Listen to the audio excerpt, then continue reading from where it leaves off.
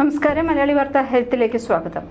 ഹൃദയാഘാതം ഉണ്ടാകുന്നതിന് വളരെ മുൻപ് തന്നെ ശരീരം നൽകുന്ന ഈ സൂചനകൾ കാണാതെ പോകരുത്.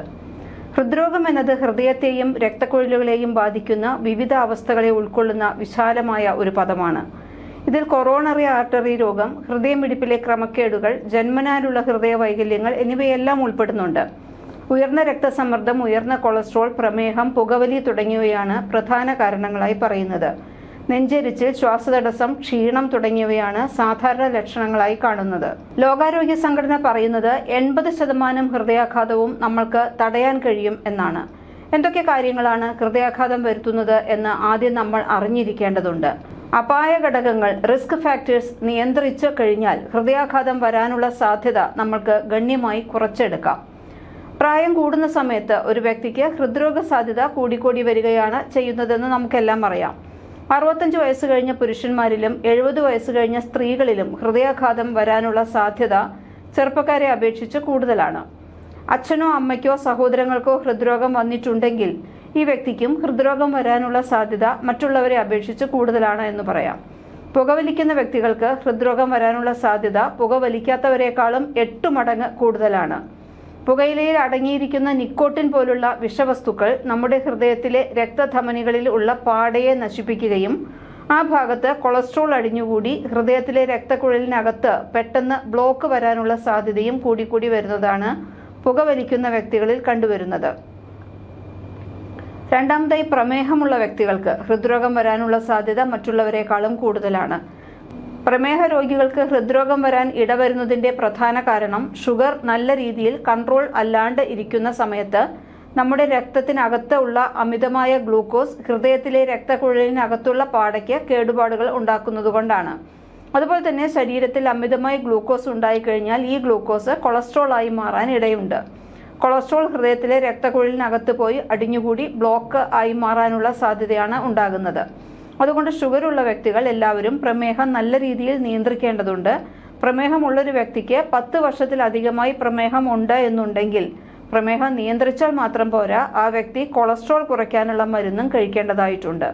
കൊളസ്ട്രോൾ കൂടുതലില്ലെങ്കിലും ഈ മരുന്ന് കഴിക്കുന്നത് ഹൃദയത്തിൽ ബ്ലോക്ക് വരുന്നത് തടയാൻ സാധിക്കും. അതുകൊണ്ട് പ്രമേഹ രോഗികൾ എല്ലാവരും പ്രമേഹം മാത്രം നിയന്ത്രിച്ചാൽ പോരാ, കൊളസ്ട്രോളിന്റെ മരുന്ന് കൂടി കഴിക്കുന്നത് ഭാവിയിൽ ഹൃദ്രോഗ സാധ്യത കുറയ്ക്കുന്നതാണ്. അതുപോലെ തന്നെ പ്രമേഹ രോഗികൾ എല്ലാവരും 3 മാസത്തിലൊരിക്കൽ നോക്കിയിരിക്കേണ്ട പരിശോധനയാണ് HbA1c. 3 മാസത്തെ ആവറേജ് ഷുഗറാണ് ഈ പരിശോധനയിലൂടെ നമ്മൾ അറിയുന്നത്. അത് എല്ലാ വ്യക്തികൾക്കും 7 താഴെ ആയിരിക്കണം നിൽക്കേണ്ടത്. 7-ലധികം വന്നാൽ ഹൃദ്രോഗ സാധ്യത കൂടുതലാണ് എന്ന് പറയാം. അതുകൊണ്ട് പ്രമേഹമുള്ള വ്യക്തികൾക്ക് പ്രമേഹം നല്ല രീതിയിൽ നിയന്ത്രിക്കണം. കൊളസ്ട്രോളിന്റെ മരുന്ന് കഴിക്കണം. നല്ല രീതിയിൽ വ്യായാമവും ചെയ്യേണ്ടതായിട്ടുണ്ട്. ബ്ലഡ് പ്രഷർ കൂടുതലുള്ള വ്യക്തികൾക്കും പ്രതിരോധ സാധ്യത വളരെ കുറവായിരിക്കും. ഇപ്പോഴത്തെ പഠനങ്ങളെല്ലാം പറയുന്നത് ഒരു വ്യക്തിക്ക് ബ്ലഡ് പ്രഷർ 140-ലധികം വരാൻ പാടില്ല. ഡയസ്റ്റോളിക് ബ്ലഡ് പ്രഷർ 90-ലധികം ആകാനും പാടില്ല.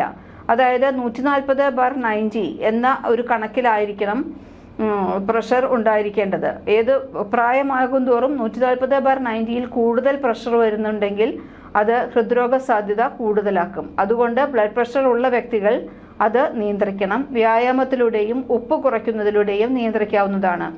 മരുന്ന് കഴിക്കേണ്ട വ്യക്തിയാണെങ്കിൽ മരുന്ന് കഴിച്ച് BP നിയന്ത്രിക്കേണ്ടതാണ്. ബ്ലഡ് പ്രഷർ നിയന്ത്രിച്ചില്ല എങ്കിൽ ഹൃദ്രോഗ സാധ്യത മാത്രമല്ല കൂടുന്നത്, സ്ട്രോക്ക് വരാനുള്ള സാധ്യതയും അതുപോലെ തന്നെ വൃക്കയ്ക്ക് തകരാറ് വരാനുള്ള സാധ്യതയും ഒക്കെ കൂടുതലാണ്.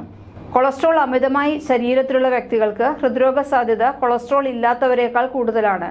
സാധാരണഗതിയിൽ 200-ലധികം കൊളസ്ട്രോൾ വരാൻ പാടില്ല എന്നാണ് പറയാറുള്ളത്. ഹൃദയാഘാതം ഉണ്ടാകുന്നതിന് വളരെ മുമ്പ് തന്നെ ശരീരം നമുക്ക് ചില സൂചനകൾ നൽകും. അവ തിരിച്ചറിഞ്ഞ് വൈദ്യസഹായം തേടിയാൽ അപകടം ഒരു പരിധിവരെയെങ്കിലും ഒഴിവാക്കാവുന്നതാണ്. ശരീരം നൽകുന്ന അത്തരം സൂചനകളെ പറ്റി കാരിത്താസ് ഹാർട്ട് ഇൻസ്റ്റിറ്റ്യൂട്ടിലെ chief interventional cardiologist doctor Deepak Davidson പറഞ്ഞ റിപ്പോർട്ട് ഇങ്ങനെയാണ്. ഹൃദയാഘാതം കാരണം ആശുപത്രിയിലെത്തുന്ന രോഗികൾ പലരും പറയുന്നത് എനിക്കിത് നേരത്തെ കണ്ടുപിടിക്കാൻ പറ്റിയില്ല, അറിയാൻ പറ്റിയില്ലല്ലോ എന്നൊക്കെയാണ്. നേരത്തെ അറിഞ്ഞിരുന്നെങ്കിൽ ചികിത്സിക്കാൻ വൈകില്ലായിരുന്നു എന്ന് പലരും സങ്കടം പറയാറും കേട്ടിട്ടുണ്ട്. നമ്മൾ അറിഞ്ഞിരിക്കേണ്ട പ്രധാനപ്പെട്ട കാര്യം, ഹൃദ്രോഗം വന്ന വ്യക്തിക്ക് അയാളുടെ ശരീരം 1-2 ആഴ്ച മുൻപ് തന്നെ സൂചനകൾ നൽകിയിട്ടുണ്ടാകും. അതായത് ഇന്നൊരു അറ്റാക്ക് വന്നാൽ 1-2 ആഴ്ച മുമ്പ് എന്തെങ്കിലും സൂചനകൾ ഉണ്ടായിരിക്കും. മിക്കവർക്കും അത് വലിയ വേദന ആയിരിക്കില്ല. മിക്കവർക്കും ഹൃദ്രോഗം വരുന്ന സമയത്ത് നെഞ്ചിനകത്ത് ഗ്യാസ് പോലെ മാത്രമേ തോന്നാറുള്ളൂ. ചുരുക്കം ചിലർക്ക് താടിയിലും കഴുത്തിലും ഒരു കഴപ്പ് മാത്രം തോന്നാറുമുണ്ട്. അതുകൊണ്ടാണ് മിക്കവരും ഹൃദയാഘാതമാണെന്ന് മനസ്സിലാക്കാൻ വളരെ വൈകുന്നത്. ഇതേ വ്യക്തിക്ക് തന്നെ 1-2 ആഴ്ച മുന്നേ സ്പീഡിൽ നടക്കുന്ന സമയത്ത് നെഞ്ചിനകത്ത് ഗ്യാസ് പോലെ ഒരു പ്രശ്നം ഉണ്ടായിട്ടുണ്ടെങ്കിൽ ശ്രദ്ധിക്കേണ്ടതാണ്.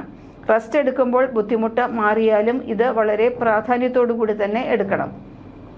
കാരണം നെഞ്ചുവേദന അല്ലല്ലോ വന്നത്, ഗ്യാസ് പോലെയല്ലേ എന്ന് പലരും എടുക്കാറുണ്ട്.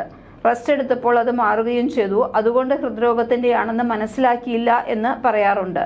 ഷുഗറോ പ്രഷറോ കൊളസ്ട്രോളോ പുകവലിയോ അല്ലെങ്കിൽ പാരമ്പര്യമായി ഹൃദ്രോഗം ഉള്ള വ്യക്തിക്ക് ഹൃദ്രോഗം വരാനുള്ള സാധ്യത മറ്റുള്ളവരെക്കാൾ കൂടുതലാണ് എന്ന് മനസ്സിലാക്കണം. ഇത്തരം വ്യക്തികൾ സാധാരണ ജീവിതത്തിൽ അനുഭവപ്പെടുന്ന ചെറിയ വ്യത്യാസം പോലും ശ്രദ്ധിക്കേണ്ടതാണ്. ഉദാഹരണത്തിന് എന്നും 3 നില കയറുന്ന വ്യക്തിക്ക് പെട്ടെന്നൊരു ദിവസം 3 നില കയറിയപ്പോൾ അസ്വസ്ഥത അനുഭവപ്പെട്ടെങ്കിൽ, ഒരു ശ്വാസം മുട്ടോ ഗ്യാസ് കയറുന്നത് പോലെയോ തോന്നിയെങ്കിൽ അതിനെപ്പോഴും പ്രാധാന്യം നൽകണം. അതൊരു ഹൃദയാഘാതത്തിന്റെ വളരെ നേരത്തെയുള്ള സൂചനയായി കണക്കാക്കണം. സാധാരണ നമുക്കില്ലാത്തൊരു ബുദ്ധിമുട്ട് നെഞ്ചിൽ വന്നു കഴിഞ്ഞാൽ നിസ്സാരമായിട്ട് തള്ളിക്കളയാതെ പരിശോധിച്ച് ഹൃദയത്തിന്റെ രോഗലക്ഷണമല്ല എന്നെങ്കിലും തീർച്ചപ്പെടുത്തേണ്ടതാണ്. വ്യായാമം ഹൃദ്രോഗം വരാനുള്ള സാധ്യത കുറയ്ക്കുമോ എന്നുള്ള ചോദ്യം വളരെ പ്രധാനപ്പെട്ട ഒരു വിഷയമാണ്. പുകവലിക്കുന്ന ഒരു വ്യക്തിക്ക് ഹൃദ്രോഗ സാധ്യത പുകവലിക്കാത്ത ഒരു വ്യക്തിയേക്കാൾ 8 മടങ്ങ് കൂടുതലാണ് എന്ന് നമ്മൾ നേരത്തെ പറഞ്ഞു. അതുപോലെ തന്നെ നന്നായി വ്യായാമം ചെയ്യുന്ന ഒരു വ്യക്തിയെക്കാളും രാവിലെ മുതൽ വൈകുന്നേരം വരെ ഇരുന്ന് ജോലി ചെയ്യുന്നവർക്ക് ഹൃദ്രോഗ സാധ്യത 8 മടങ്ങ് കൂടുതലാണ്.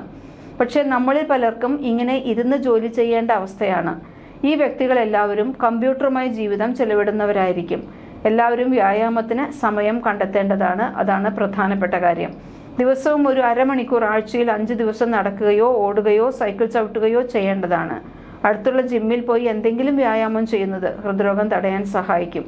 ഈ കാര്യങ്ങൾ വളരെ വ്യക്തമായി നമ്മൾ അറിയേണ്ടത് തന്നെയാണ്. കൂടുതൽ ആരോഗ്യ വാർത്തകൾക്ക് ഈ ചാനൽ സബ്സ്ക്രൈബ് ചെയ്യൂ.